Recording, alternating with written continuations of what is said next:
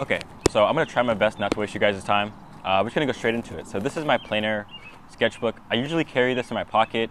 I made a video all about this little setup that I use for the plein air paintings. But let's just get straight into it. So I believe the earliest ones start in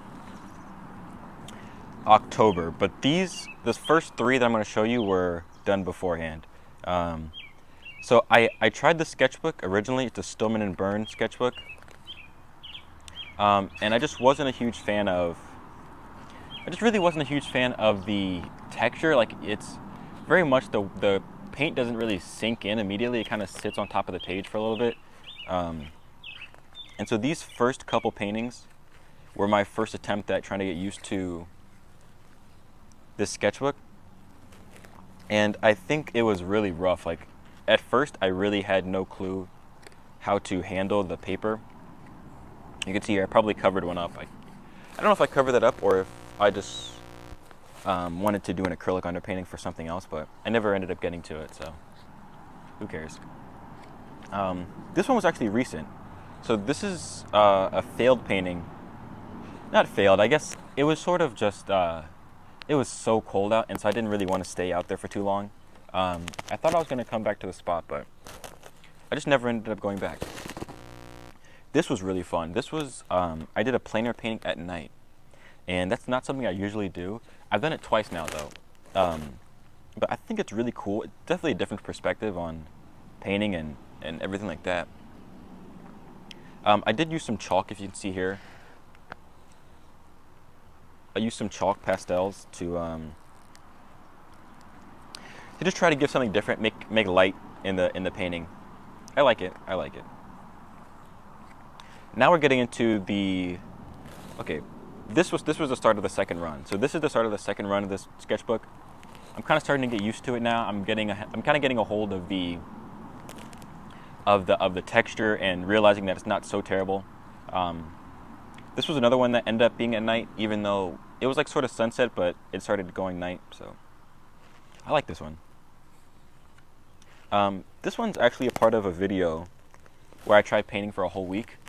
Every day of a week, of course. Well, you guys will see how that went if you watch the video, but yeah, it was pretty cool. I mean, this one's nothing special. I think it's a little rough. I definitely need to work on my plants, because that's not something I don't really attack that very often. Same thing here. This was a part of that video. I think it's interesting. I like the colors, but I think it's a little sloppy, if I'm being honest with myself. But this was October 12th. The last one was October 10th, and then October 11th, if you can see. So these are kind of out of order. This one was in the same video, but this is real plein air. So this one was plein air. This last one was from a reference, and then these two were plein air as well.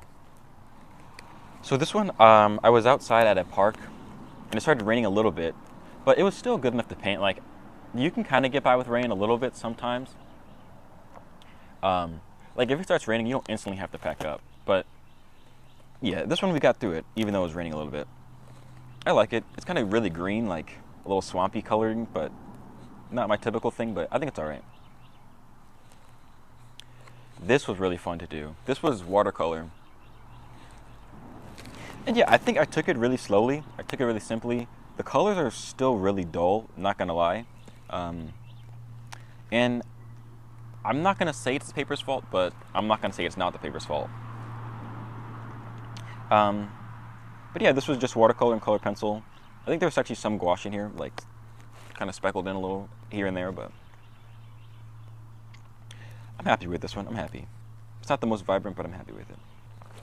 This one actually is really cool. This was when I took, James Gurney did a challenge. I think it's called the Colossal Character. I believe the Colossal Character Challenge. The basic idea is just to take a small character or a small thing and blow it up just blow it up on a landscape. And so I took a transformer, tried my best. I think, honestly, I've never seen Transformers, so I don't have a good basis of like his anatomy, but I was using a small toy, so yeah, there's also a video on that if you want to see that. But I think that turned out pretty good. Oh, this one's upside down. This one's actually done right here in my backyard too, so I love the colors. I love the way that I kind of simplified everything and I didn't make it too true to life. But yeah, I like this kind of stuff. This is why I do plein air, for stuff like this, where you can do improv and just kind of do whatever you want. You can see here also, I used some colored pencil and just try to outline it and make a little more, just a little more like one shape. I hope these birds aren't too loud for you guys. This one, when I finished it, I was really unhappy with it, to be honest with you. I still don't think it's the most clear painting I have. I think it's actually one of the... I mean, I like the color, but I think it's one of the weaker paintings that I have in the sketchbook for sure. Maybe you can see some of the colors if I shift it a little bit. I just think something with the yellow and green and then the purple and blue didn't really match together. I think I knew exactly what I was going for. I was going for this silhouetted archway of the tree and then little dots of light passing through it. But I just don't think I did it justice. I think maybe I needed more like, I don't know, just something different than just straight application, if you know what I mean. This one's one of my favorites in the sketchbook. This one is I did it on Christmas Eve, I believe. No, the day before Christmas Eve. But yeah, I was going shopping at Walmart and I had my paints on me, so I just decided to paint there. And so this one turned out really cool. I started over a yellow underpainting and I just kind of went from there. I worked up to the dark in the trees and then I built in the building. Of course, everything, when I do plein air, I don't always go directly from life. And well, for one, it's because I don't technically think I have the technical ability a lot of times to transfer what I see in real life directly to my page. But two, because there's just no need for it, I feel like. When I paint A6, so these sketches are really small. Like, that's how big the sketches are. But yeah, there's also no real need to. Like, I can kind of simplify things and make a composition that I think works. So yeah, I rarely will I directly take everything from life. I simplify a lot. But I like this painting. I think it turned out really cool. I like the colors. I like a little bit of chalk. And I also really like how I did the car. I like that a lot. This one I was not happy with because of this tree. And I don't know, I just think it really doesn't look right. Yeah, let's not spend too much time on this one. This was a sort of a self-portrait. I was getting ready. I have a book coming out called Fighting Crow, and it's a Western, so there is a main character that I needed a really good reference for it, so I had no one else to choose, so I guess I just decided to do it myself. Maybe I'll show the painting, maybe I'll show the cover of Fighting Crow here. But yeah, I needed a reference for that book, so I used myself, and yeah, I like how it looks. I think the hat's a little wonky, and I think honestly, I didn't spend too much time doing this, so I have no real feelings towards this painting. Not bad, just not great. This is a sketch that I never finished, but I think it would have been amazing. I was at the park with my dog, and there was like a leaf underneath some water. And I just went black and white. I could have gone colored, but I think black and white is kind of... I rarely do it, but I really like it. I really am a huge fan of black and white art, but I just rarely ever do it. Maybe that'll be a goal for the next sketchbook, to do more black and white stuff. Maybe that'll be my goal. Because it's really fun and simple. Yeah, I think I might do some more monochromatic stuff. Oh my goodness, this one... I think I'll put in the title "Failures Included." I think this one was a failure. I think it's just too much going on. I took it too dark here, and then I just took it too dark, I think. And I think the colors kind of fade out. Oh, also, I think this was with that Superior watercolor set. I don't know if you've seen that video of mine, but I did this video where I used a palette that fits on your wrist, like a watch kind of thing. And these paints have like a reflective sort of sheen to them, which is kind of strange. It's not really like a lot of other watercolors I've used. But yeah, I don't know if I really use them very much anymore. I've used them not too long ago, but they're definitely not my go-tos. They're just kind of off-putting a little bit. This is one of my favorites, actually. This is one of my favorites of the whole sketchbook. One, because of the experience of being there, but two, because of how the painting turned out. I was just sitting, it was after school, and I left out from school, and I drove to a local museum around here, and I just sat on the bridge for a while, probably like 30 minutes without painting. And then I went back to my car and I grabbed my paints, and I came on the bridge that's overlooking the museum. And just sitting there, it was so quiet. There was like seagulls everywhere, and just, it was kind of quiet, but the seagulls were making noise. But yeah, it was just a really peaceful moment, and I just have really good memories attached to that. Oh my goodness, bud. I don't know if you saw my dog just race behind me. But yeah, this one was really fun, and I like how it turned out.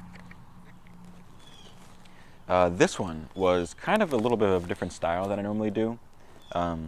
But this is where I was really pushing with the just watercolor brush, or just the water brush. I had been using the water brush a little bit, but this is when I really like super stepped into, I'm just going to use the water brush and I'm just going to make it work. Like I don't really want to bring out a bunch of brushes. I don't want to bring out a water container. I don't want to bring out a lot of stuff. So this was like I'm just going to go ahead and use the brush. And I think this worked out really well. I like how it feels. I like the color scheme. And I think overall, I also use color pencils, so I kind of lied, but I use color pencils a bit.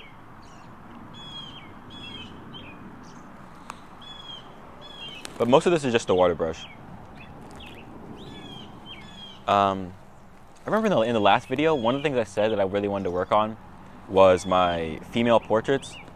As you guys see, I haven't done many in the sketchbook, but here's one. I don't mind it. I like it. I like it. I wish there was just another value between.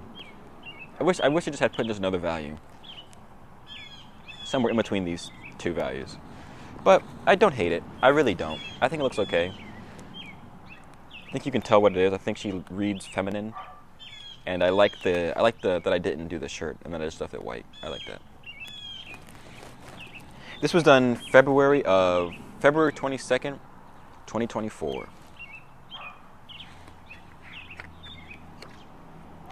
Here's more monochromatic stuff. This was of a baseball player. I honestly don't like how it turned out. I really don't. I think it just looks like, not lopsided, but I just don't think everything stacks up right. We'll skip that one. Oh, this was one.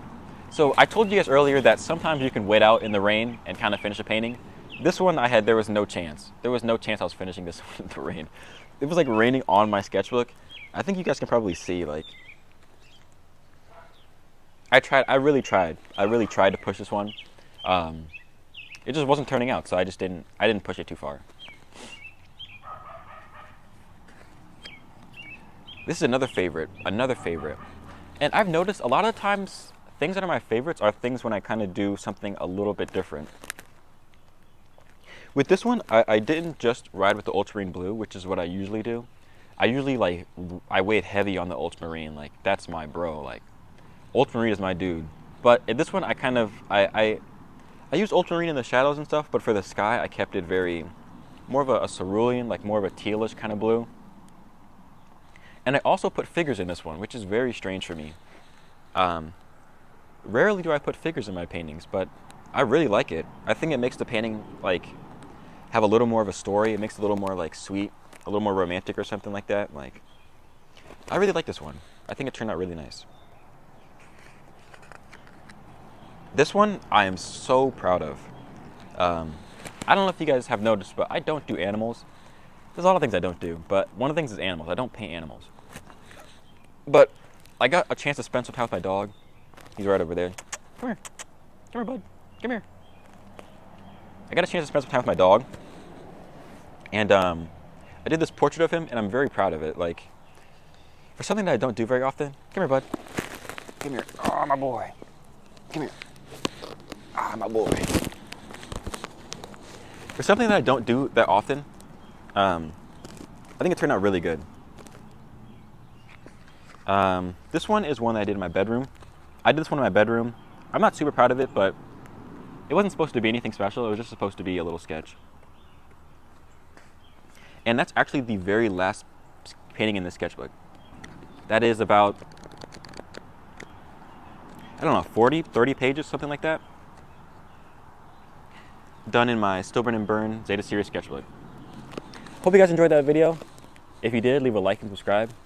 And if you want to see a video that I think you would like, you can click the top one. And if you want to see a video that YouTube thinks you would like, you can click the bottom one. And as always, I'll see you guys later. Bye. Bye. All right, bud. See ya. Thank you for reading the video. Thank you, bud.